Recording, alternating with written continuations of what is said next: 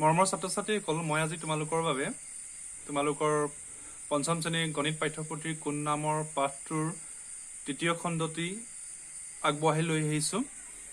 ইতিমধ্যে আমি এই পাঠটোৰ ওপৰত দুটা ভিডিঅ' বনাইছোঁ। তোমালোকে নিশ্চয় সেই ভিডিঅ'কেইটা চাই অলপ হ'লেও কিবা এটা এই কোন নামৰ পাঠটোৰ বিষয়বস্তুৰ ওপৰত ধাৰণা লাভ কৰিবলৈ সক্ষম হৈছা বুলি মই ভাবিছোঁ। গতিকে আজি আমি এই ভিডিঅ'টোত কোন নামৰ পাঠটোৰ পৰৱৰ্তী শেষলৈকে যিকেইটা আমাৰ বিষয়বস্তু আছে সেই সম্পৰ্কে আমি আলোচনা কৰিম। বলা তেন্তে আমি আৰম্ভ কৰোঁ। আজিৰ শিকনীয় দিশসমূহ। 1 নম্বৰতে আমি আজি জ্যামিতিক সঁজুলিবোৰৰ সৈতে পৰিচয় এই বিষয়ে আমি আলোচনা কৰিম। 2 নম্বৰতে জ্যামিতিক সঁজুলিবোৰৰ ব্যৱহাৰ। আমি জ্যামিতিক সঁজুলিবোৰ কি কামত ব্যৱহাৰ কৰিব পাৰোঁ এই বিষয়ে আমি এই ভিডিঅ'টোত শিকিম। 3 নম্বৰতে গুণমান যন্ত্ৰৰ লগত চিনাকি। আমাৰ এই কোন নামৰ পাঠটোৰ লগত জড়িত আটাইতকৈ দৰকাৰী কথাটো হ'ল গুণমান যন্ত্ৰ। গতিকে আমি এই ভিডিঅ'টোত আজি গুণমান যন্ত্ৰৰ লগত চিনাকি হ'ম। 4 নম্বৰতে গুণমান যন্ত্ৰ ব্যৱহাৰ কৰি কোণ কেনেকৈ জোখা হয় এই বিষয়ে আমি আজি বিশদভাৱে আলোচনা কৰিম আৰু লগতে আমি প্ৰেক্টিকেলি কথাবিলাক চাম কেনেকৈ গুণমান যন্ত্ৰ ব্যৱহাৰ কৰি কোণ জোখা হয়। 5 নম্বৰতে কোণৰ প্ৰকাৰ।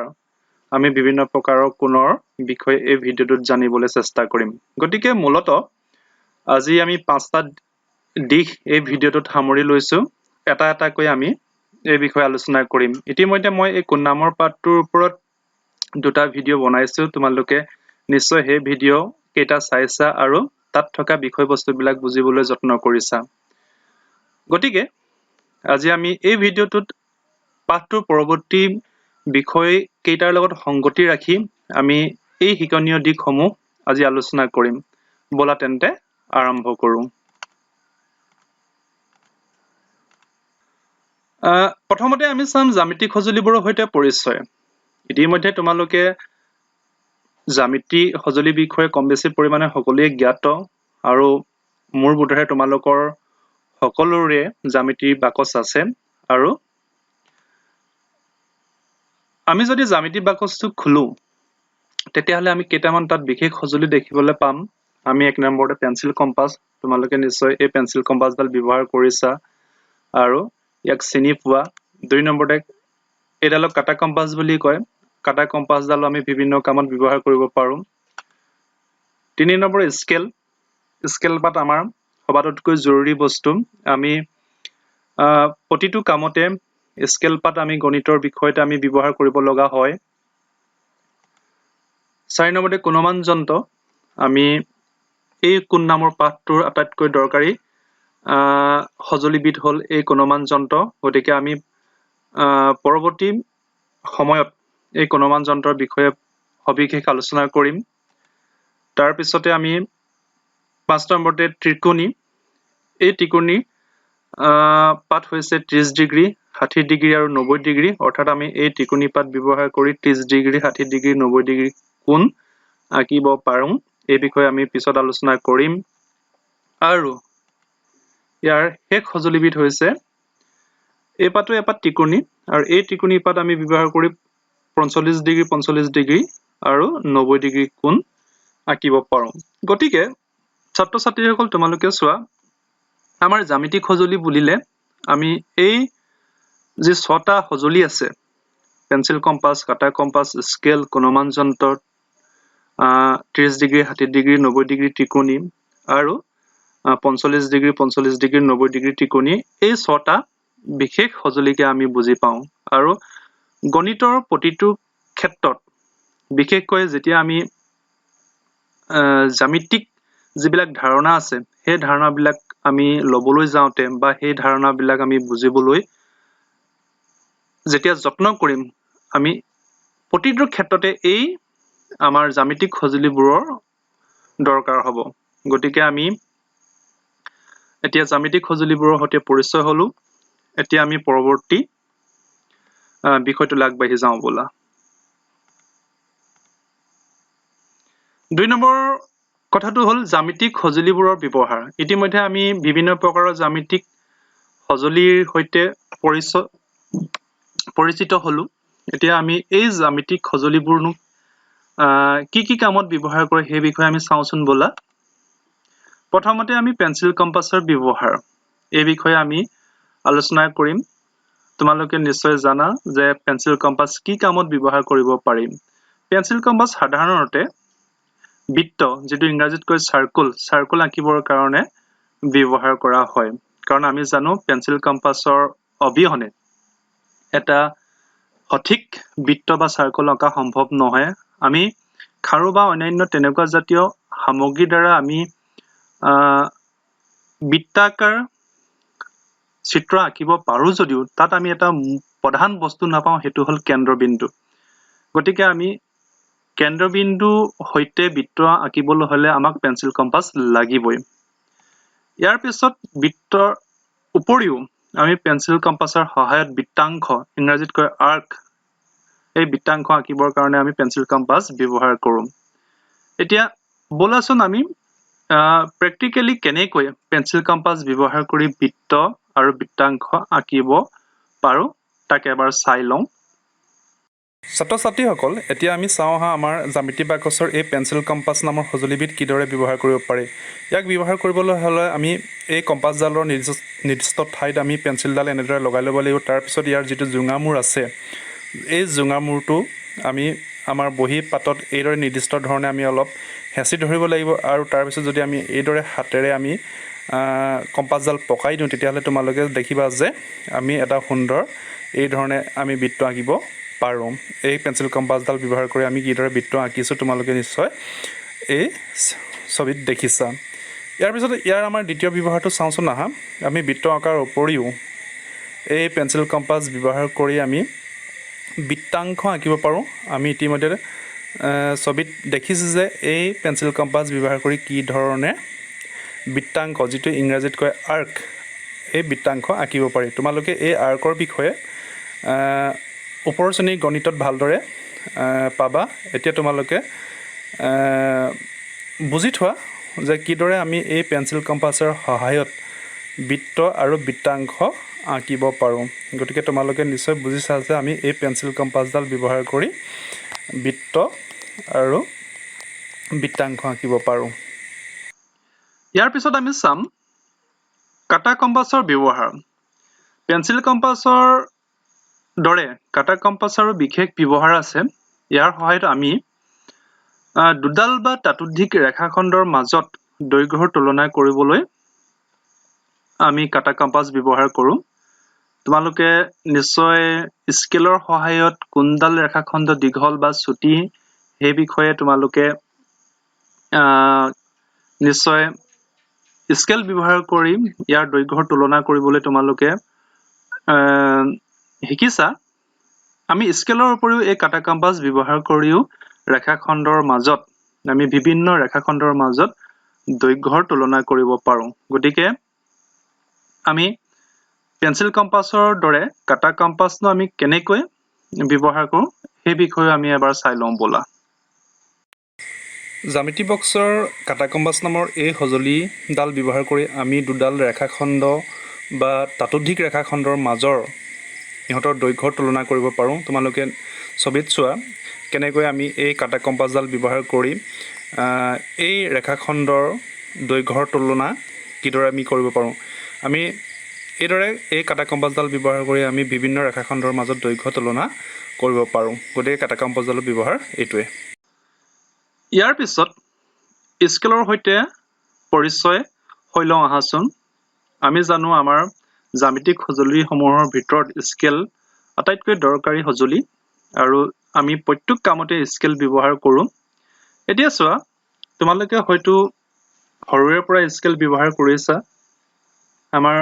আমি যদি স্কেলডাল ভালদৰে মন কৰোঁ স্কেলডালৰ ওপৰৰ ফালে যেটো 0 পৰা 15 এইফালে এনেদৰে দাগ কটা আছে এই 0 পৰা 15 দাগটো কি বুলি কয় তোমালোকে জানানে বাৰু এইটোক সেন্টিমিটাৰ বুলি কয় অৰ্থাৎ এই 0 পৰা 1 ইয়ালে 1 সেন্টিমিটাৰ ঠিক এইদৰে এই 2 to 2 সেন্টিমিটাৰ এনেকৈ আমাৰ এই স্কেল পাতত যিডাল স্কেল আমাৰ জ্যামিতিক বাকছত আহে এই জ্যামিতি বাকছত অহা স্কেলডাল 15 সেন্টিমিটাৰ দীঘল অৰ্থাৎ এই যে তোমালোকে দেখিছা 0 পৰা 15 এইটো হৈছে সেন্টিমিটাৰ জোখ এইফালে আমি সেন্টিমিটাৰ জোখ লব পাৰো ঠিক তলৰ ফালে এতিয়া চোৱা তলৰ ফালৰ আমাৰ কিছুমান দাগ কটা আছে অৱশ্যে ইয়াত নম্বৰ দিয়া হোৱা নাই কিন্তু আমি যদি ভালদৰে মন কৰো এই দাগবিলাক তোমালোকে নিশ্চয় এই দাগবিলাকক ইঞ্চিৰ জোখ এই দাগবিলাকৰ সহায়ত আমি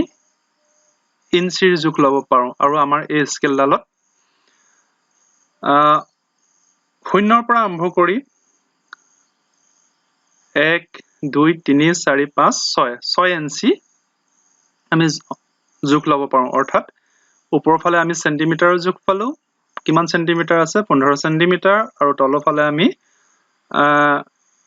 ইঞ্চিত জোখ লব পাৰো আৰু ইঞ্চিত আমাৰ এই স্কেল পাতৰ দৈৰ্ঘ্য হৈছে 6 ইঞ্চি অৰ্থাৎ এই 0 পৰা 1 লৈ 1 ইঞ্চি থাকে ঠিক এইদৰে 1 পৰা 2 লৈ পুনৰ 1 ইঞ্চি এনেদৰে মুঠতে আমাৰ ইয়াত 6 ইঞ্চি আছে এতিয়া আমি আৰু এটা কথা চাই লওঁ আহাচোন এতিয়া চা তোমালোকে আমাৰ স্কেল পাতত চোৱা 0 পৰা 1 মই তোমালোকক এইটো ডাঙৰ কৰি দেখাবলৈ যত্ন কৰিছো এতিয়া চোৱা এই 0 পৰা 1 লৈ মাজত আমাৰ কিছুমান সৰু সৰু দাগ কটা আছে ইয়াত মুঠতে এই 0 পৰা 1 লৈ সৰ্বমুঠ 10টা দাগ আছে এই সৰু দাগটোক এই দাগটোৰ পৰা এই দাগটো কি বুলি কোৱা হয় তোমালোকে জানানে ইয়াক কোৱা হয় মিলিমিটাৰ তেতিয়া হলে আমি এই প্ৰতিটো দাগে চোৱা 1 মিলিমিটাৰ এটো 1 মিলিমিটাৰ এটো দাগৰ পৰা এটো দাগলৈ 1 মিলিমিটাৰ এনেকৈ আমাৰ এইখিনিৰ পৰা এইখেলে আছে 10 মিলিমিটাৰ গতিকে আমি এই সৰু সৰু দাগবিলাকক কি বুলি কম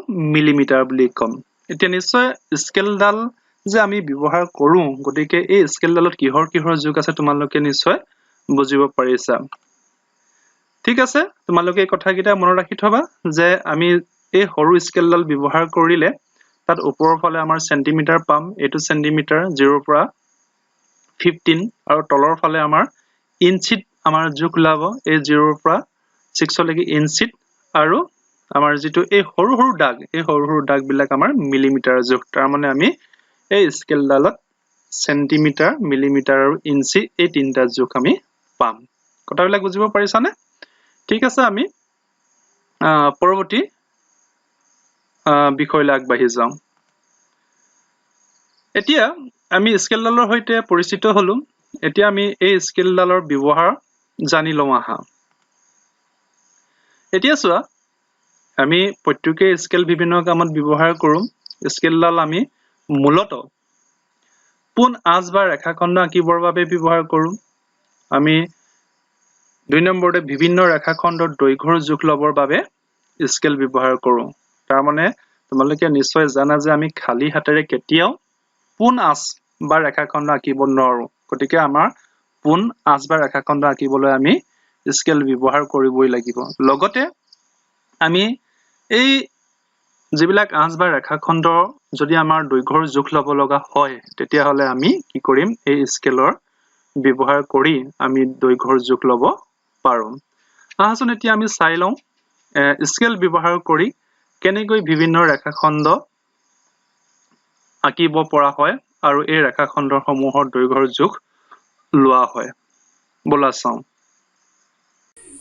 মৰমৰ ছাত্ৰ-ছাত্ৰীসকল মই তোমালোকক ইতিমধ্যে কৈছো যে আমি স্কেল ব্যৱহাৰ কৰি পোন আঁচ টানিব পাৰো বা ৰেখাখণ্ড আঁকিব পাৰো এতিয়া তোমালোকে নিশ্চয় ছবিত দেখিছা কেনেকৈ আমি স্কেল ব্যৱহাৰ কৰি আমি বিভিন্ন ধৰণৰ ইয়াত ৰেখাখণ্ড আঁকিছো তোমালোকে নেদৰ স্কেল ব্যৱহাৰ কৰি বিভিন্ন ৰেখা বা আঁচ টানিব পাৰা আৰু এইবিলাকৰ জোখ লব পাৰা এতিয়া চোৱা আমি এইবিলাকৰ জোখ লবলৈ হলে প্ৰথমে আমি স্কেলডাল 0 পইণ্টত আমি ৰেখাখণ্ডৰ প্ৰথম মূৰটো লগাবলৈ আৰু তাৰ পৰা চাবলৈ যে স্কেলডালৰ কিমান দাগত এই ৰেখাখণ্ডডাল শেষ হৈছে আমি ইয়াত জুখি পালো আমি যে ইয়াত 8 সেন্টিমিটাৰ পাইছো নেক্সট চোৱা তাৰপিছত আমি 2 নম্বৰ আঁচডাল যদি চাওঁ আমি প্ৰথমে কৰাৰ দৰে আমি 0ত লগালো প্ৰথম মূৰটো তাৰ পৰা শেষৰ মূৰটো আমি চালো স্কেলডালৰ কিমান দাগত কাটিছে ই প্ৰায় 10 সেন্টিমিটাৰ দাগত কাটিছে গতিকে এই আঁচডালৰ দৈৰ্ঘ্য হ'ব 10 সেন্টিমিটাৰ এতিয়া আমি 3 নম্বৰ আঁচডাল চাওঁ পুনৰ আমি প্ৰথমে 0 পইণ্টত আৰম্ভ কৰিলো প্ৰথম মূৰটো আমি লগালো ৰেখাখণ্ডৰ আৰু লাষ্ট শেষৰ দ্বিতীয় পইণ্টটো আমি চাইছো যে কিমান দাগ কাটিছে ইয়াত 7 নম্বৰ দাগত কাটিছে অৰ্থাৎ এই ৰেখাখণ্ডৰ জোখ হৈছে 7 সেন্টিমিটাৰ ইয়াৰ পিছত আমি আলোচনা কৰিম গুণমান যন্ত্ৰৰ সৈতে পৰিচয়। আমি গুণমান যন্ত্ৰনো কি বস্তু, ইয়াক কি কি কামত ব্যৱহাৰ কৰা হয়, এই বিষয়ে জনাৰ আগতে আমি গুণমান যন্ত্ৰটোৰ বিষয়ে সবিশেষ জানি লওঁ আহা। তোমালোকৰ জ্যামিতিৰ বাকচত এই সঁজুলি পাতক কয় গুণমান যন্ত্ৰ। এতিয়া তোমালোকে মন কৰা যে গুণমান যন্ত্ৰটো আমাৰ এটা অৰ্ধবৃত্তাকাৰৰ দৰে এটা সঁজুলি। অৰ্ধবৃত্তাকাৰ মানে কি আধা বৃত্ত। এতিয়া চোৱা তোমালোকে ভালদৰে মন কৰিলে গুণমান যন্ত্ৰত আমাৰ এই যিটো পইণ্ট, এই পইণ্টটো ইয়াক এই গুণমান যন্ত্ৰটোৰ কেন্দ্ৰবিন্দু বুলি কয়। কি বুলি কয়? কেন্দ্ৰবিন্দু বুলি কয়। তাৰপিছত এই যিডাল ৰেখা, ঠিক এই কেন্দ্ৰবিন্দুটোৰ পৰা এই যিডাল আমাৰ শূন্যটোৰ ফালে যিডাল ৰেখা আহিছে, সেই ৰেখাডালক কি কয় জানানে? তোমালোকে মনত ৰাখি থবা, এইডালক কয় আনুভূমিক ৰেখা। কথাটো বুজি পাইছা? এইটো হ'ল ইয়াৰ কেন্দ্ৰবিন্দু আৰু এইফালে যিডাল ৰেখা আহিছে এইডাল হ'ল আনুভূমিক ৰেখা। ঠিক আছে? ইয়াৰ পিছত চোৱা আমাৰ এই গুণমান যন্ত্ৰটোত আমাৰ বিভিন্ন ধৰণৰ নম্বৰ লিখা আছে। এতিয়া চোৱা এইফালে আমাৰ 0ৰ পৰা 180 180 লিখা আছে। ঠিক এই কিমান লিখা আছে? 0ৰ পৰা এনেকৈ আমাৰ গৈ আছে 180 পাইছো, মানে 0ত ষ্টাৰ্ট হৈছে, তাৰ পৰা আমাৰ 10 20 30 40 এনেকৈ আহি 180ত শেষ হৈছে। ঠিক আকৌ এইফালৰ পৰাও চোৱা, ইয়াতো আমাৰ 0ত ষ্টাৰ্ট হৈছে, ঠিক এনেদৰে 10 20 30 কে আহি ক'ত শেষ হৈছে? 180ত শেষ হৈছে। তাৰমানে আমাৰ গুণমান যন্ত্ৰটোত আমি যদি এই সোঁফালৰ পৰা আৰম্ভ কৰোঁ তেতিয়াহ'লে 0ৰ পৰা আৰম্ভ হৈ আমাৰ 180ত শেষ হৈছে। আকৌ ঠিক একেধৰণে বাওঁফালৰ পৰা 0ৰ পৰা আৰম্ভ হৈ আমাৰ 180 শেষ হৈছে। এতিয়া তোমালোকৰ মনলৈ এটা কথা নিশ্চয় আহিব পাৰে, চোৱা এই যে আমাৰ 0ৰ পৰা 180 লৈ আমাৰ দাগ কাটি থৈছে, এই দাগবোৰনো কি? এই দাগবোৰ হৈছে প্ৰতিটো দাগেই কি 1 ডিগ্ৰী দাগ। কি দাগ? 1 ডিগ্ৰী দাগ। এতিয়া তোমালোকে কেইটামান কথা মনত ৰাখি লোৱাচোন। এতিয়া মনত ৰাখিবলগীয়া কথাকেইটানো কি কি? যে গুণমান যন্ত্ৰটো হৈছে কি অৰ্ধবৃত্তাকাৰ। সেইটো তোমালোকে ধৰিব পাৰিছা, এইটো অৰ্ধবৃত্তাকাৰ আকৃতি নহয় জানো? তাৰপিছত গুণমান যন্ত্ৰত আমাৰ 1ৰ পৰা এইদৰে 180 লৈ দাগ কটা আছে আৰু প্ৰতিটো দাগকে আমি কি বুলি কৈছো? 1 ডিগ্ৰী বুলি কৈছো। কি বুলি কৈছো? 1 ডিগ্ৰী। আৰু হিচাপৰ সুবিধাৰ বাবে আমাৰ 10 20 30 এনেকৈ আমাৰ মাজে মাজে আমাৰ ইয়াত এইদৰে দাগ কটা আছে, অৰ্থাৎ আমি 0 ডিগ্ৰী 10 ডিগ্ৰী 20 ডিগ্ৰী 30 ডিগ্ৰী এনেকৈ আমি ক'ব পাৰো। কথাবিলাক এতিয়া ধৰিব পাৰিছানে যে গুণমান যন্ত্ৰটো কি কি কেইটা আমাৰ কথা মনত ৰাখিবলগীয়া। গতিকে আশা কৰিছো তোমালোকে এই গুণমান যন্ত্ৰৰ বিষয়ে এতিয়া অলপ হ'লেও বুজিব পাৰিছা। এতিয়া গুণমান যন্ত্ৰৰ ব্যৱহাৰ। এতিয়া আমি গুণমান যন্ত্ৰৰ সৈতে পৰিচয় হলো। এতিয়া গুণমান যন্ত্ৰনো আমি কি কামত ব্যৱহাৰ কৰো? নিশ্চয় ইয়াৰ নামটোতে ইয়াৰ অৰ্থটো সোমাই আছে যে গুণমান যন্ত্ৰ সাধাৰণতে বিভিন্ন কোণৰ জোখ বা মাপ ল'বৰ বাবে ব্যৱহাৰ কৰা হয়। এতিয়া তোমালোকে চিত্ৰত চোৱা, ইহঁতি হ'ল একোটা একোটা কোণ। এতিয়া আমি খালী চকুৰে হয়তো এইটো কৈ দিব নোৱাৰো বা কোনটো কোণৰ মাপ কিমান। এইটো আমি সঠিকভাৱে জুখিবৰ কাৰণে আমাক এটা যন্ত্ৰ লাগিব আৰু সেইটোকে আমি গুণমান যন্ত্ৰ বুলি ক'ব পাৰো। গতিকে আমি প্ৰথম যদি কোণটো চাওঁ, এইটো আমি যদি গুণমান যন্ত্ৰ দি আমি ইয়াক জোখো তেতিয়াহ'লে আমি পাম 90 ডিগ্ৰী। এতিয়া কেনেকৈ 90 ডিগ্ৰী পালো? প্ৰথমে আমি কি কৰিলো, এই যিটো ইয়াৰ কেন্দ্ৰবিন্দুটো আমি এই কোণটোৰ এইফালে লগালো। ঠিক তাৰপিছত এই যিটো আনুভূমিক ৰেখাৰ সমানে সমানে আমি লগালো।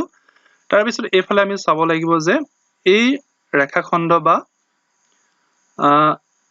বাহুডালে এই কোণমান যন্ত্ৰটো কোনটো দাগত কাটিছে গতিকে আমি চিত্ৰ তোমালোকে নিশ্চয় ধৰিব পাৰিছে যে ইয়াত ই 90 ডিগ্ৰীত কাটিছে ঠিক আছে তাৰ পিছত আমি ঠিক একে ধৰণে আমি যদি বাকি কিটা কোণ চাও তেতিয়া হলে এটো কোণৰ যোগ হ'ব 60 ডিগ্ৰী কিয়নো এই বাহুতালে কোণমান যন্ত্ৰটোৰ 60ত কাটিছে গতিকে ইয়াৰ যোগ হ'ব 60 ডিগ্ৰী ঠিক এদৰে এই কোণটোৰ যোগ হ'ব 130 ডিগ্ৰী কিয়নো এই যিডাল বাহু বা ৰেখাখণ্ড এই ৰেখাখণ্ডডালে এই কোণমান যন্ত্ৰটোৰ 130ত কাটিছে অৰ্থাৎ এই কোণটোৰ যোগ হ'ব 130 ডিগ্ৰী এতিয়া তোমালোকে নিশ্চয় অলপ হলেও বুজিব পাৰিছা যে কেনেকৈ আমি কোণমান যন্ত্ৰ ব্যৱহাৰ কৰি বিভিন্ন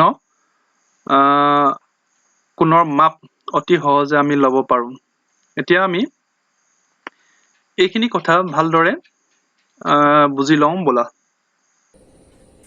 ছাত্ৰ-ছাত্ৰীসকল এতিয়া আমি প্ৰেক্টিকেলি কথাটো চাওঁচোন নাহা কোণমান যন্ত্ৰৰ সহায়ত কেনেকৈ বিভিন্ন ধৰণৰ কোণ জুখিব পাৰি এতিয়া চোৱা এটো হল কোণমান যন্ত্ৰ ইতিমধ্যে মই তোমালোকক বুজাইছো যে ইয়াৰ যেটো এটো হল ইয়াৰ কেন্দ্ৰবিন্দু আৰু এডাল হল আনুভূমিক ৰেখা আৰু তোমালোকে মন কৰা ইয়াত 0 ৰ পৰা এনেকৈ ঠিক এইদৰে 10 20 30 কে গৈ ইয়াত 180 ডিগ্ৰী লৈকে ইয়াত দাগ কটা আছে ঠিক হেদৰে আকৌ উলুটা পাকৰ পৰা 0 10 এনেকৈ আৰম্ভ কৰি তোমাৰ 180 ডিগ্ৰী লৈকে ইয়াত দাগ কটা আছে আৰু এইবিলাককে প্ৰতিটোকে ডিগ্ৰী বুলি কয় প্ৰতিটো দাগকে 1 ডিগ্ৰী কে কয় এতিয়া আমাৰ হিচাপৰ সুবিধাৰ কাৰণে আমাৰ ইয়াত 10 ডিগ্ৰী 20 ডিগ্ৰী 30 ডিগ্ৰী এনেকৈ 180 ডিগ্ৰী লৈ ইয়াত নাম্বাৰ দিয়া আছে যাতে আমি হিচাপটো কোণৰ হিচাপটো সহজে কৰিব পাৰো এতিয়া চোৱা কোণ জুখিবৰ কাৰণে আমি কি কৰিব লাগিব কোণ জুখিবৰ কাৰণে আমি প্ৰথমে ইয়াৰ ধৰি লও এইবিলাক কোণ এইবিলাক বিভিন্ন ধৰণৰ কোণ এতিয়া কোণটো কিমান জোখ আমি নাজানো গতিকে ইয়াক জুখিবৰ কাৰণে আমি এই কোণমান যন্ত্ৰটো ব্যৱহাৰ কৰিব লাগিব গতিকে আমি প্ৰথমে চাওঁচোন আহা কেনেকৈ এই কোণমান যন্ত্ৰৰ সহায়ত আমি কোণ জুখিব পাৰো এতিয়া প্ৰথমে আমি এই কোণটো লৈছো প্ৰথমে চোৱা এই যেটো ইয়াৰ শীৰ্ষবিন্দু আছে শীৰ্ষবিন্দুটোত আমি ইয়াৰ কোণমান যন্ত্ৰটোৰ কেন্দ্ৰবিন্দুটো লগাব লাগিব কেন্দ্ৰবিন্দুটো আমি লগালো দেখিছানে আৰু ইয়াৰ যেটাল আনুভূমিক ৰেখা কোণৰ এই বাহুটোৰ সৈতে একে মিলিব লাগিব তাৰ পিছত আমি চোৱা এনেকৈ যদি আমি পাতো তাৰ পিছত আমি চাব লাগিব যে এই যেটাল ইয়াৰ বাহু এই বাহুডালে ইয়াত ক'ত কাটিছে আমি যদি চাও ভালদৰে দেখিছানে ইয়াত 60ত কাটিছে তাৰ মানে এই কোণটোৰ মাপ কিমান হ'ব 60 হ'ব তোমালোকে ফালে চোৱা এটো ক'ত কাটিছে 60ত কাটিছে গতিকে এই কোণটোৰ মাপ হ'ব 60 ডিগ্ৰী ঠিক এদৰে অন্যটা কোণ লওঁ আমি একে ধৰণে পুনৰ আমি প্ৰথমে আমাৰ কোণমান যন্ত্ৰৰ যেটো কেন্দ্ৰবিন্দু এই কেন্দ্ৰবিন্দুটো আমি এই কোণটোৰ শিখৰ বিন্দুত লগাব লাগিব আৰু ইয়াৰ যেডাল আনুভূমিক ৰেখা এই আনুভূমিক ৰেখাডাল আমি এই কোণটোৰ এই ৰেখাডালৰ লগত আমি ৰেখাখণ্ডডালৰ মিলাব লাগিব তাৰ পিছত আমি যদি এনেকৈ পাতি দিওঁ এনেকৈ আমি মিলাই লৈ পাতি দিওঁ তেতিয়া হলে দেখিবা যে ইয়াৰ যেডাল এই কোণটোৰ যেটো ৰেখাখণ্ড এই বাহুডালে কি কৰিছে ইয়াত 90 ডিগ্ৰীত কাটিছে অৰ্থাৎ এই কোণটোৰ যোগ হ'ব 90 ডিগ্ৰী এই কোণটোৰ যোগ হ'ব 90 ডিগ্ৰী ঠিক আছে কথা বুজি পাইছানে তা নেক্সট আমি এটো কোণ চাও ঠিক একে ধৰণে আমি এনেকৈ আমি কোণমান যন্ত্ৰটো পাতিলো ইয়াৰ শীৰ্ষবিন্দুত আমি মিলাই আমি এফালে যদি চাও কোনটো দাগত কাটিছে আমি যদি ভালদৰে চাও তেতিয়াহলে ইয়াত আমি মন কৰিম যে ইয়াত 120 ডিগ্ৰী দাগত কাটিছে অৰ্থাৎ এই কোণটোৰ যোগ হ'ব 120 ডিগ্ৰী গতিকে আশা কৰো তোমালোকে কথাবোৰ বুজি পাইছা আৰু তোমালোকেও নিজৰ বহীত এনেদৰে বিভিন্ন ধৰণৰ কোণ আঁকি কোণবিলাকৰ সঠিককৈ জোখ ল'বলৈ চেষ্টা কৰিবা বুলি মই আশা ৰাখিলো এতিয়া আমি চাও হা 30 ডিগ্ৰী 60 ডিগ্ৰী আৰু 90 ডিগ্ৰী টিকনিৰ ব্যৱহাৰ এই টিকনিটো সাধাৰণতে আমি 30 ডিগ্ৰী কোণ আঁকিবৰ বাবে ব্যৱহাৰ কৰো নেক্সট আমি 60 ডিগ্ৰী কোণ আঁকিবৰ বাবে ব্যৱহাৰ কৰিব পাৰো আৰু 90 ডিগ্ৰী কোণ আঁকিবৰ বাবে ব্যৱহাৰ কৰিব পাৰো অৰ্থাৎ এই ত্ৰিকোণী পাতৰ সহায়ত আমি তিনিটা বিশেষ কোণ অংকন কৰিব পাৰিম। সেইটো হৈছে এইটো 30 ডিগ্ৰী তোমালোকে নিশ্চয় চিত্ৰত দেখিছা। তাৰপিছতে আমি 60 ডিগ্ৰী কোণ 60 ডিগ্ৰী কোণ এই টিকনি সহায়ত আঁকিব পাৰোঁ আৰু 3 নম্বৰত আমি 90 ডিগ্ৰী কোণ আঁকিব বাবে এই টিকনি পাত ব্যৱহাৰ কৰিব পাৰোঁ। গতিকে আমি এটা কথা গম পালো যে এই ত্ৰিকোণটিও আমাৰ 30 ডিগ্ৰী 60 ডিগ্ৰী 90 ডিগ্ৰী এই তিনিটা বিশেষ কোণ আঁকিবৰ বাবে আমি ব্যৱহাৰ কৰোঁ। এতিয়া এই কথাটোকে আমি আৰু ভালদৰে বুজি লওঁ ব'লা।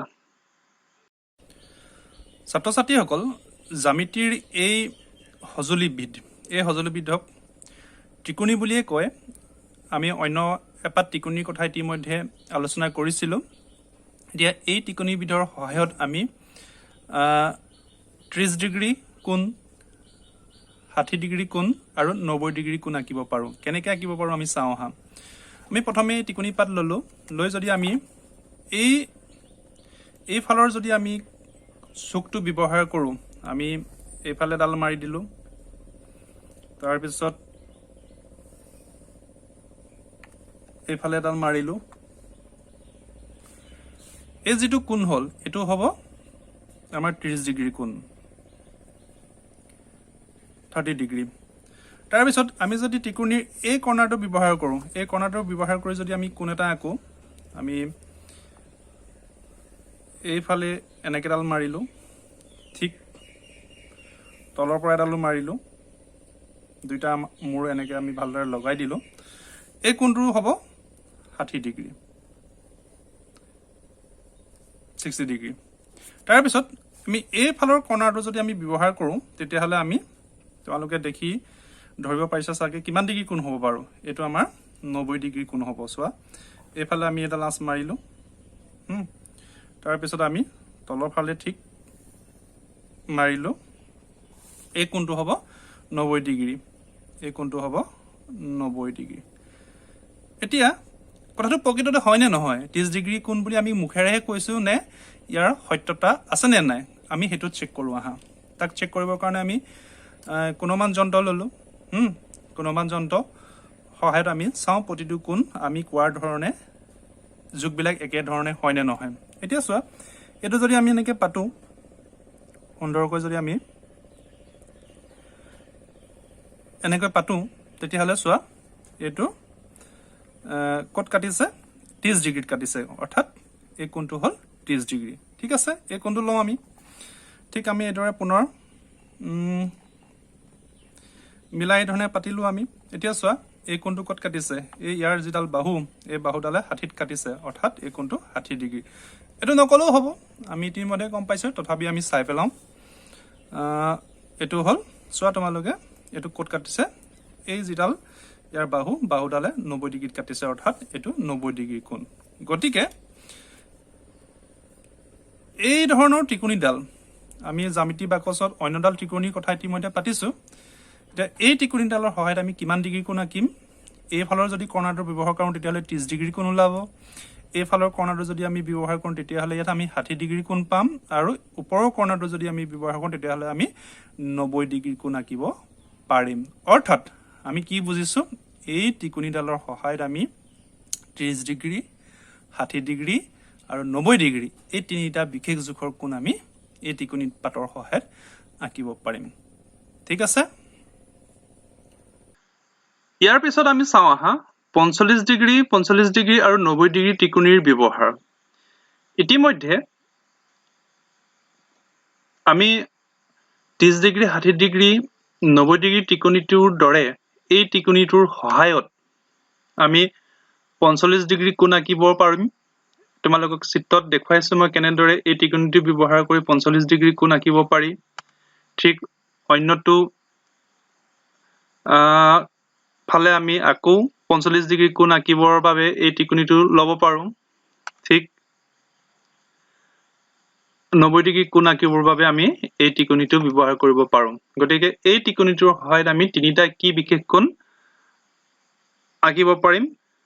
এটা হ'ল 45 ডিগ্ৰী, ইটোও 45 ডিগ্ৰী, আৰু 3 নম্বৰতে আমি 90 ডিগ্ৰী। এই তিনিটা বিশেষ ধৰণৰ কোণ আমি এই ত্ৰিকোণীটোৰ সহায়ত আমি আঁকিব পাৰোঁ। গতিকে এই কথাটো আমি ভিডিঅ'ৰ সহায়ত আৰু ভালদৰে বুজি লওঁ ব'লা।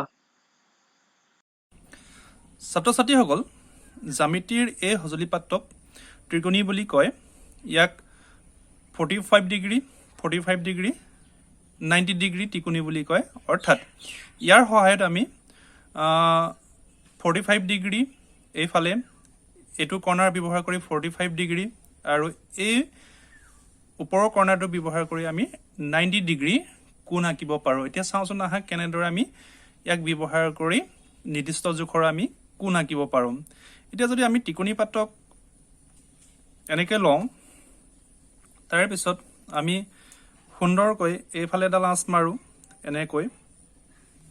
তাৰপিছত পুনৰ আমি এইফালৰ পৰা এডাল যদি মাৰোঁ, তেতিয়াহ'লে চাবা ইয়াত এটা কোণৰ সৃষ্টি হৈছে। ইয়াত এটা কোণৰ সৃষ্টি হৈছে, এইটো কোণ। আৰু এই কোণটোৰ জোখ কিমান জানানে তোমালোকে?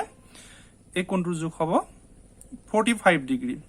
এতিয়া কেনেকৈ গম পালোঁ এই কোণটোৰ জোখ যে 45 ডিগ্ৰী হয়? কাৰণ এই ত্ৰিকোণী পাতক এনেকুৱা এংগলত কটা হৈছে যাতে এইফালৰ যিটো কৰ্ণাৰটো যদি আমি জোখ লওঁ, তেতিয়াহ'লে ই নিৰ্দিষ্টকৈ 45 ডিগ্ৰী জোখে ওলাব। আমি এক প্ৰমাণস্বৰূপে আমি কোণমান যন্ত্ৰ ব্যৱহাৰ কৰি চাব পাৰোঁ। ঠিক আছে, এই কোণটো চোৱা, এই কোণটো যদি আমি এতিয়া কোণমান যন্ত্ৰ ব্যৱহাৰ কৰি চাওঁ 45 ডিগ্ৰী হয়নে নহয়, তেতিয়াহ'লে আমি কথাটো ভালদৰে গম পাম। ঠিক আছে, মই এইপাত কোণমান যন্ত্ৰ ল'লোঁ। ঠিক তোমালোকক আগতে কোৱাৰ ধৰণে মই ইয়াত পাতিলোঁ। তাৰপিছত চোৱা, আমি সুন্দৰকৈ মিলাই ল'লোঁ। এতিয়া চোৱা, ইয়াৰ এই যিডাল বাহু, এই বাহুডালে ঠিক 40 আৰু 50ৰ মাজত, অৰ্থাৎ 45 ডিগ্ৰীত ইয়াত কাটিছে। অৰ্থাৎ আমি ক'ব পাৰোঁ যে এই কোণটোৰ জোখ হৈছে 45 ডিগ্ৰী। ঠিক আছে, ঠিক একেধৰণে আমি যদি ইয়াক এই ত্ৰিকোণীডালক এনেকৈ পাতোঁ, এনেকৈ পাতি আমি এইফালে যদি এইটো ধৰণে যদি এটা কোণ আঁকো, তেতিয়াহ'লে ইয়াৰ জোখো হ'ব 45 ডিগ্ৰী। কিমান হ'ব? 45 ডিগ্ৰী। ঠিক আকৌ যদি আমি এই ধৰণে এটা কোণ সাজোঁ, এতিয়া চোৱা, আমি এই ত্ৰিকোণীডালক আমি এনেকৈ ল'লোঁ। তাৰপিছত আমি এইফালে এডাল আঁচ মাৰি দিলোঁ, এনেকৈ আঁচ মাৰিলোঁ। তাৰপিছত আমি পুনৰ এইফালে এডাল আঁচ মাৰিলোঁ। তেতিয়াহ'লে এই কোণটোৰ জোখ কিমান হ'ব? এই কোণটোৰ জোখ আমি নেদেখাকৈ কৈ দিব পাৰিম যে এইটো জোখ হ'ব 90 ডিগ্ৰী। কাৰণ তোমালোকক ইতিমধ্যে মই কৈছোঁ যে 90 ডিগ্ৰী কোণটো সদায় ইংৰাজী বৰফলা এল আখৰটোৰ দৰে হয়। গতিকে এই কোণটো হ'ব 90 ডিগ্ৰী। তাৰ মানে আমি কি বুজিছোঁ যে এই নিৰ্দিষ্ট ত্ৰিকোণীপাত ব্যৱহাৰ কৰি আমি 45 ডিগ্ৰী আৰু 90 ডিগ্ৰী কোণ আঁকিব পাৰোঁ। আৰু কোণমান যন্ত্ৰ ব্যৱহাৰ নকৰাকৈ আমি এই নিৰ্দিষ্ট তিনিটা জোখৰ কোণ এই ত্ৰিকোণীপাতৰ সহায়ত আমি জুখিব পাৰিম বা আঁকিব পাৰিম। কথাটো বুজি পাইছেনে? ঠিক আছে তেতিয়াহ'লে। এতিয়া চাওঁ আহা কোণৰ প্ৰকাৰ। কোণ সাধাৰণতে 3 প্ৰকাৰৰ। কি কি কোণ আমি বুজিবলৈ যত্ন কৰোঁচোন আহা। এতিয়া চোৱা, তোমালোকে এই ৰেখাখণ্ডই কি কৰিছে, আমাৰ কেইটামান বিশেষ কোণৰ সৃষ্টি কৰিছে। আমি কি কি কোণ, সেই কথাটো আমি এনেদৰে চালে ওলাই পৰিব। এতিয়া আমি যদি ইয়াত কোণমান যন্ত্ৰটো আমি এই ধৰণে আমি ইয়াত পাতি দিওঁ, তেতিয়াহ'লে চোৱা, ইয়াৰ যিডাল মাজৰ ৰেখাখণ্ডই আমাৰ এটা বিশেষ কোণৰ সৃষ্টি কৰিছে, সেইটো হৈছে আমাৰ কি, 90 ডিগ্ৰী কোণ। এতিয়া চোৱা, এটা কথা সদায় মনত ৰাখিবা, যদি আমাৰ কোণটো 90 ডিগ্ৰী হয়, 90 ডিগ্ৰী হ'লে সেই কোণটো হ'ব সমকোণ। কি হ'ব? 90 ডিগ্ৰী হ'লে সমকোণ। তাৰপিছত যদি কোণবিলাক 90 ডিগ্ৰীতকে সৰু হয়, 90 ডিগ্ৰীতকে যদি সৰু হয়, তেতিয়াহ'লে সেই কোণটোক আমি কি কওঁ? সূক্ষ্ম কোণ। ইয়াত চোৱা, যদি কোণটো 10 ডিগ্ৰী হয়, 20 ডিগ্ৰী হয়, 30 ডিগ্ৰী হয়, এইদৰে 80 ডিগ্ৰী বা 90 ডিগ্ৰীতকে সামান্য কম হ'লে আমি তাক কম সূক্ষ্ম কোণ। কথাটো বুজি পাইছানে? যদি একজেক্ট 90 ডিগ্ৰী হয় তেতিয়াহ'লে তাক আমি সমকোণ বুলি ক'ম আৰু 90 ডিগ্ৰীতকৈ যদি সৰু হয় তেতিয়াহ'লে আমি তাক ক'ম সূক্ষ্মকোণ ঠিক এইফালে যদি কোণটো 90 ডিগ্ৰীতকৈ ডাঙৰ হয় 90 ডিগ্ৰীতকৈ ডাঙৰ হ'লে আমি সেই কোণটোক ক'ম স্থূলকোণ যদি আমাৰ কোণটো 90 ডিগ্ৰীতকৈ ডাঙৰ হৈ যায় ধৰা 100 ডিগ্ৰী হ'ল 110 ডিগ্ৰী হ'ল 120 ডিগ্ৰী হ'ল এনেকৈ যদি আমাৰ 90 ডিগ্ৰীতকৈ ডাঙৰ হয় তেতিয়াহ'লে সেই কোণটোক আমি স্থূলকোণ বুলি ক'ম তাৰমানে আমি গম পাইছো যে আমাৰ তিনি প্ৰকাৰৰ কোণ আছে হেতু হ'ল সমকোণ যিটো একেবাৰে 90 ডিগ্ৰী হ'ব লাগিব তাৰ পিছতে আমাৰ যিবিলাক কোণ 90 ডিগ্ৰীতকৈ সৰু সেইবিলাক সূক্ষ্মকোণ আৰু যিবিলাক কোণ 90 ডিগ্ৰীতকৈ ডাঙৰ সেইবিলাক হ'ল স্থূলকোণ গতিকে ছাত্ৰ ছাত্ৰীসকল তোমালোকে এই তিনি প্ৰকাৰৰ কোণ মনত ৰাখিবা আৰু বুজিবলৈ যত্ন কৰিবা যে আমি সমকোণ কাক কৈছো সূক্ষ্মকোণ কাক কৈছো আৰু স্থূলকোণ কাক কৈছো আশা কৰিছো তোমালোকে এতিয়ালৈকে আমি যিমানখিনি বস্তু আলোচনা কৰিলো অলপ হলেও তোমালোকে ধাৰণা লাভ কৰিবলৈ সক্ষম হৈছা যদি কিবা বুজি পোৱা নাই তেতিয়াহ'লে মোক তোমালোকে পুনৰ কমেন্ট কৰি জনাবা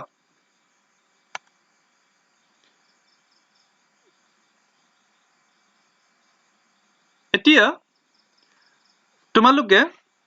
তোমালোকৰ পাঠ্যপুথিৰ পৃষ্ঠা নং 22 উলিয়াই লোৱাচোন ইয়াত এতিয়া আমি ইতিমধ্যে যিখিনি কথা আলোচনা কৰিলো সেইখিনি কথা আমি পুনৰ এবাৰ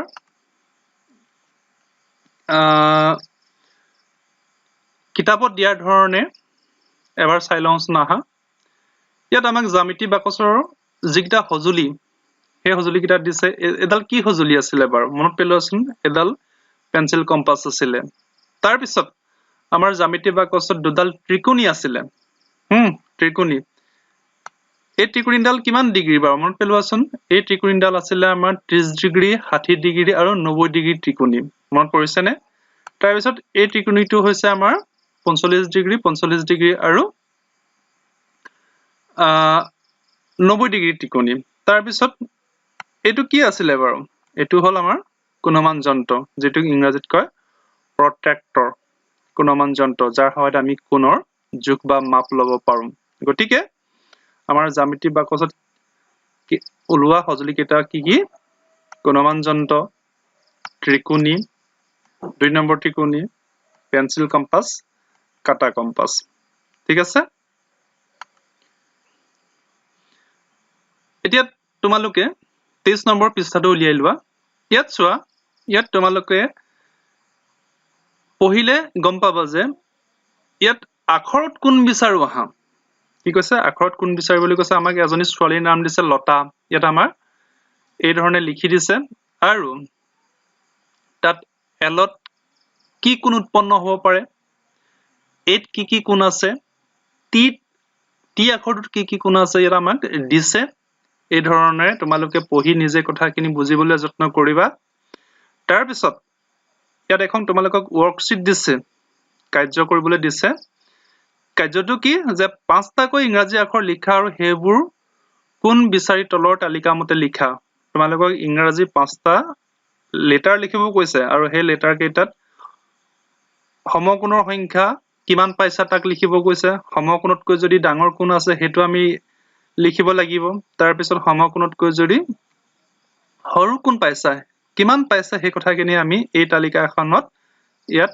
নিৰ্দিষ্ট ঠাইত আমি ভৰাব লাগিব মই এইকেইটা তোমালোকক কৰি দিছো তোমালোকে কথাখিনি নিজেও এই ভিডিওটো চাই নিজৰ বহিত এই লেটাৰ কেইটা লিখি ইয়াত প্ৰকৃততে কি কোণ উৎপন্ন হৈছে সেই কথাটো তোমালোকে নিজে কোণমান যন্ত্ৰ লৈ পৰীক্ষা কৰিবা আৰু মই কোৱা কথাখিনি বুজিবলৈ যত্ন কৰিবা এতিয়া চাওঁচোন আমি কোন লেটাৰত কি কোণ পাম এতিয়া চোৱা ই আখৰটোত আমি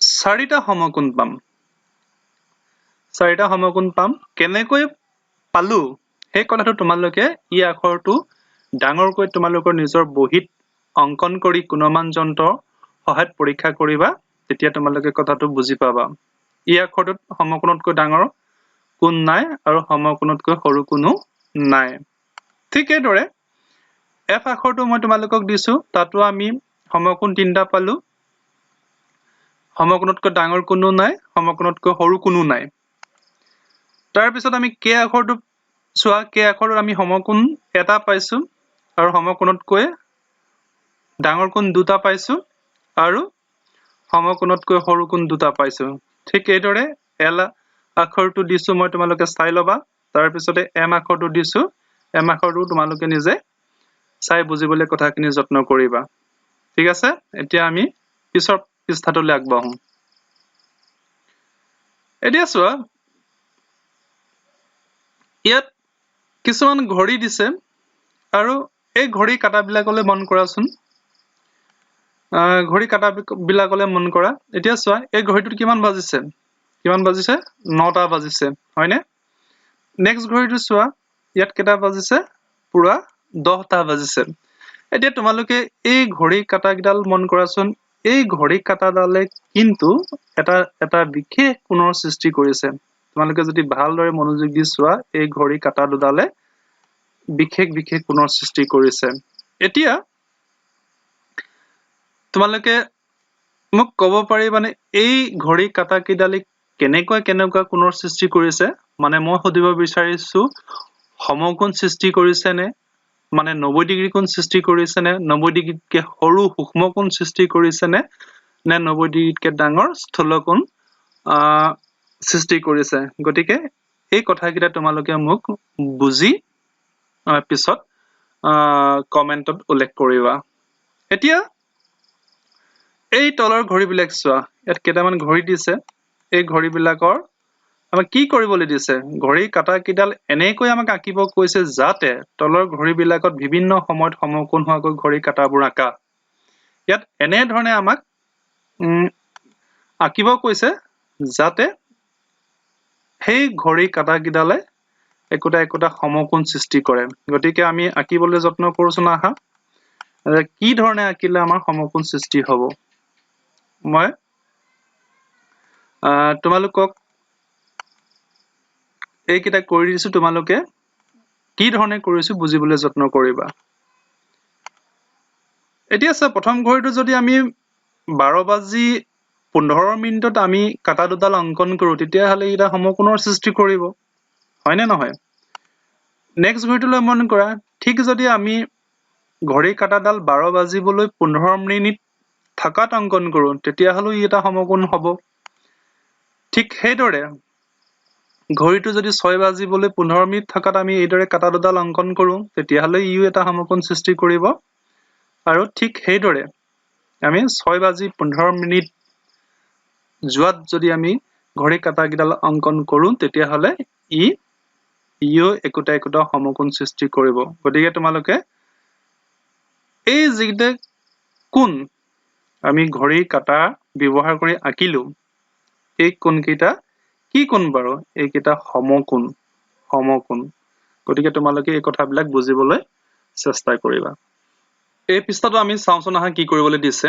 ইয়াত চোৱা ইয়াত কিছুমান আমাক ঘড়ীৰ ছবি দিছে আৰু ঘড়ীৰ কাটা কেইডাল আমি এই ধৰণে আঁকিব লাগে যাতে একোটা সমকোণতকৈ সৰু কোণৰ সৃষ্টি কৰে মই তোমালোকৰ সুবিধাৰ্থে কৰি দিছো তোমালোকে এই চাই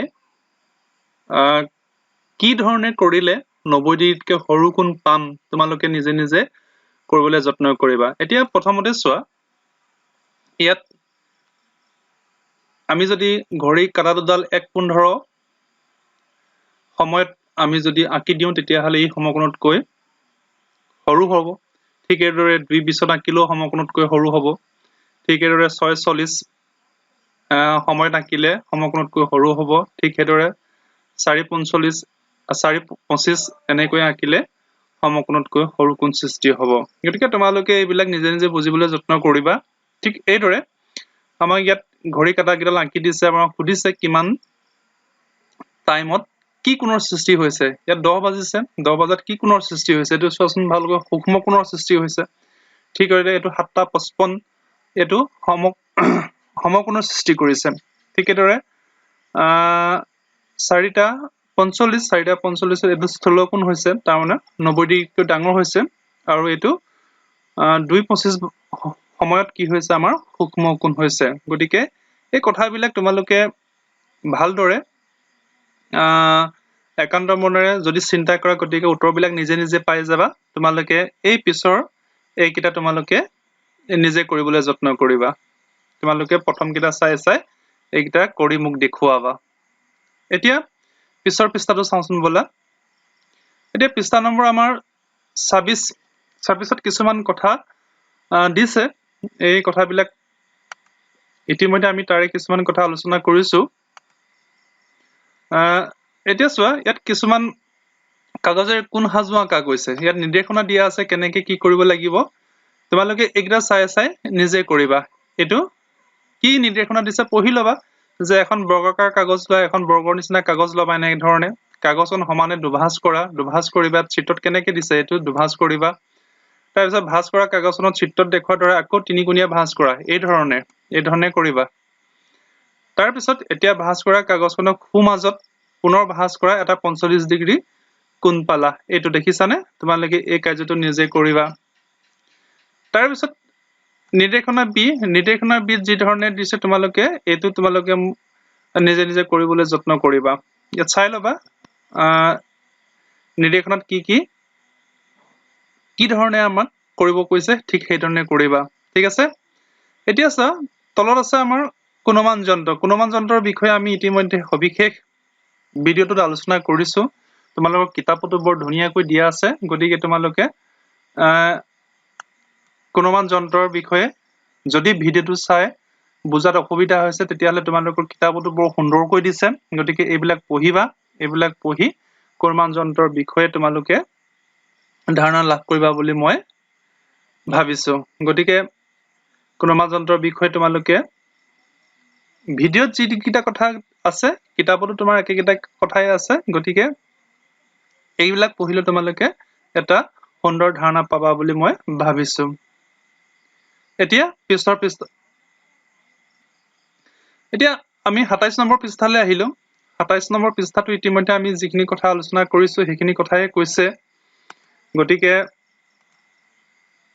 কথাখিনি মই পুনৰবাৰ তোমালোকক আলোচনা কৰিব খোজা নাই কিয়নো ইতিমধ্যে আমি সকলোখিনি কথা কোণমান যন্ত্ৰৰ ওপৰত আমি আলোচনা কৰিছো তোমালোকে কিবা যদি খোজা লাগে এইবিলাক তোমালোকে নিজে পঢ়িবা আৰু পঢ়ি পানি বুজিবলৈ যত্ন কৰিবা যদি কিবা বুজি নোপোৱা মোক কমেন্টত জনাবা ঠিক আছে এতিয়া আমি পিছৰ পৃষ্ঠাটোলৈ গৈছো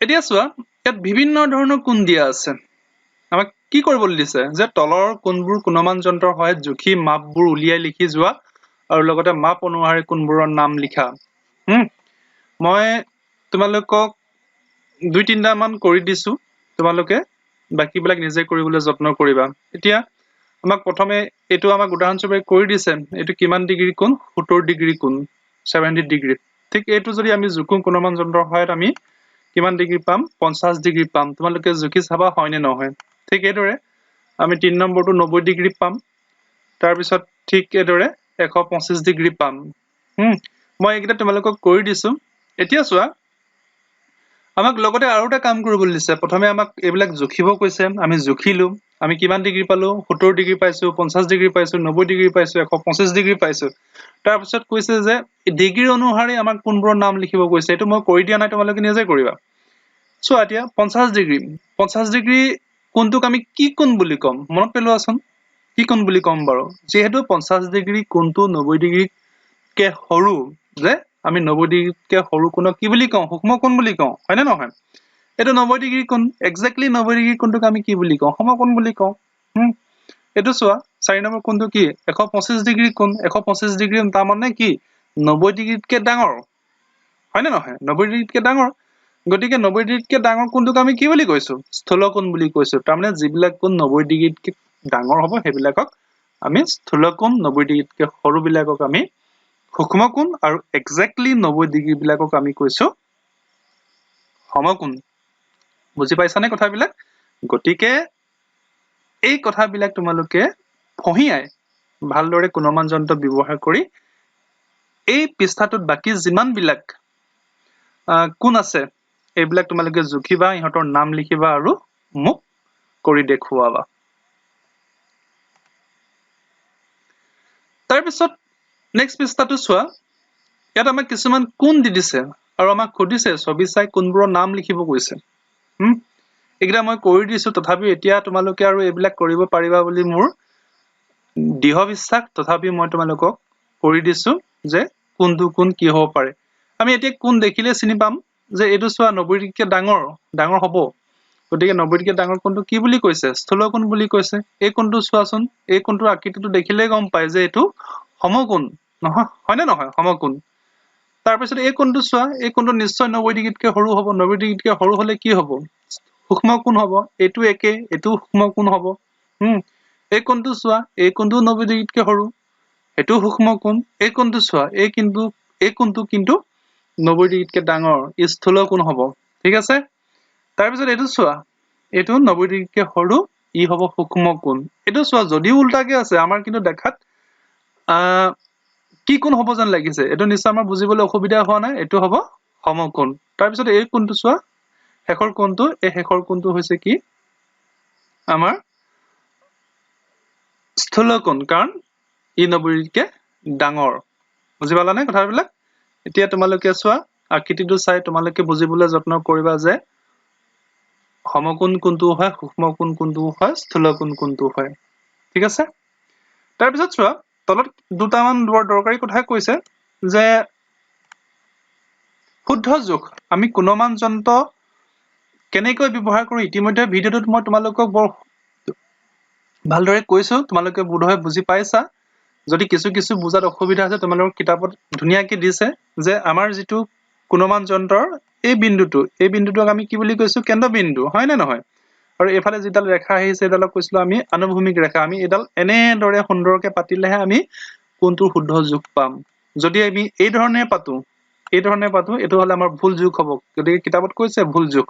ঠিক এইদৰে যদি আমি আনুভূমিক ৰেখাডাল যদি আমি ঠিককে নাপাতো, তেতিয়াহ'লে আমাৰ কোণৰ মানটো ভুলকে ওলাব, হয় নে নহয়? এইটো ভুল জোখ হ'ব। ঠিক এইদৰে এইফালে যদি আমি বেকা বেকিকে পাতো, তেতিয়াহ'লে আমাৰ ভুল জোখ হ'ব। গতিকে আমি শুদ্ধকে পাতিবলৈ হ'লে আমি এই ধৰণে পাতিব লাগিব। ঠিক আছে? গতিকে তোমালোকে ভিডিঅ'টো ভালদৰে চাই গুণমান যন্ত্ৰটো কেনেদৰে সঠিককৈ ব্যৱহাৰ কৰিব পাৰি সেই বিষয়ে তোমালোকে শিকিবা, আৰু বিভিন্ন ধৰণৰ কোণ তোমালোকে জুখি কোনটো কোণক কি বুলি কয় সেই কথাখিনি বুজিবলৈ যত্ন কৰিবা। ঠিক আছে? এতিয়া আমি পৰৱৰ্তী পৃষ্ঠাটোলৈ আগবাঢ়ো। এতিয়া আমি এই কোণ নামৰ পাঠটোৰ শেষ পৃষ্ঠাটোত আহি পাইছোহি। ইতিমধ্যে আমি এই পাঠটোৰ লগত জড়িত বিভিন্ন কথা শিকিছো। ময়ো তোমালোকক যিমান পাৰো সিমান বুজাবলৈ যত্ন কৰিছো। গতিকে তোমালোকে কিমানখিনি বুজি পাইছা মোক কবা। আৰু এতিয়া এই পৃষ্ঠাটোলৈ চোৱা, ইয়াত কেইটামান ল'ৰা ছোৱালীয়ে ব্যায়াম কৰিছে আৰু আমাক সুধিছে যে যোগাভ্যাসৰ লগত জড়িত কোনবোৰ চাওঁ আহা। শৰীৰ চৰ্চাৰ সময়ত শৰীৰৰ বিভিন্ন অংগই উৎপন্ন কৰা কোনবোৰ লিখা। এই ল'ৰাটোক চোৱাচোন, ই যিটো ব্যায়াম কৰি আছে, এই শৰীৰৰ আকৃতিটোলৈ মন কৰাচোন, কি কোণ হ'ব যেন লাগিছে বাৰু? মনত পেলোৱা, কি কোণ হ'ব যেন লাগিছে? এইটো হ'ব সমকোণ। তাৰপিছত চোৱা, এই ল'ৰাটোৱে যি পজিশ্যনত আছে, এইটোৱে কি কোণৰ সৃষ্টি কৰিব? নিশ্চয় সমকোণটো নহয়েই। কাৰণ সমকোণ হ'বলৈ হ'লে এনেকুৱা এল আখৰটোৰ নিচিনা হ'ব লাগিব। গতিকে সূক্ষ্ম কোণো হ'ব নোৱাৰে, গতিকে ই হ'ব স্থূল কোণ। তাৰপিছত 3 নম্বৰ ছবিটোলৈ চোৱা, এই ল'ৰাটোৰ যিটো পজিশ্যন, এই পজিশ্যনটোত আমি কোনটো কোণ উৎপন্ন হৈছে বুলি ধাৰণা কৰিব পাৰিম বাৰু? মনত পেলোৱাচোন, এইটো হ'ব আমাৰ সূক্ষ্ম কোণ, কাৰণ ই 90 ডিগ্ৰীতকৈ সৰু হ'ব। ঠিক একেদৰে আমাৰ এই ছোৱালীজনীও কি কৰিছে? সূক্ষ্ম কোণৰ উৎপন্ন কৰিছে। গতিকে তোমালোকে এই পাঠটোত আমি বিশেষকৈ কোণ সম্পৰ্কে জানিব পাৰিলো। আমি কোণৰ প্ৰকাৰৰ বিষয়ে জানিব পাৰিলো, কোণ কেনেকৈ জোখে, গুণমান যন্ত্ৰৰ সহায়ত আমি কেনেকৈ কোণ সঠিকভাৱে জুখিব পাৰো, ইত্যাদি বিভিন্ন ধৰণৰ আমি কথা শিকিলো। গতিকে তোমালোকে এই কোন নামৰ পাঠটো তিনিটা ভিডিঅ' ভালদৰে চাবা আৰু কথাবিলাক বুজিবলৈ যত্ন কৰিবা। গতিকে আজিলৈ ইমানে। আশা কৰো তোমালোকে মই যিমানখিনি কথা তোমালোকক বুজাবলৈ যত্ন কৰিছো তোমালোকে বুজি পাইছা, আৰু যদি কিবা বুজি পোৱা নাই তোমালোকে মোক কমেন্ট কৰি জনাবা। মই তোমালোকৰ সমস্যাবিলাক সমাধান কৰিবলৈ যত্ন কৰিম। গতিকে আজিলৈ ইমানেই। মই ভিডিঅ'টো ইয়াতে সমাপ্ত কৰিছো, আৰু ভিডিঅ'টো চাই যদি তোমালোক উপকৃত হৈছা গতিকে লাইক আৰু শ্বেয়াৰ কৰিবা। ধন্যবাদ।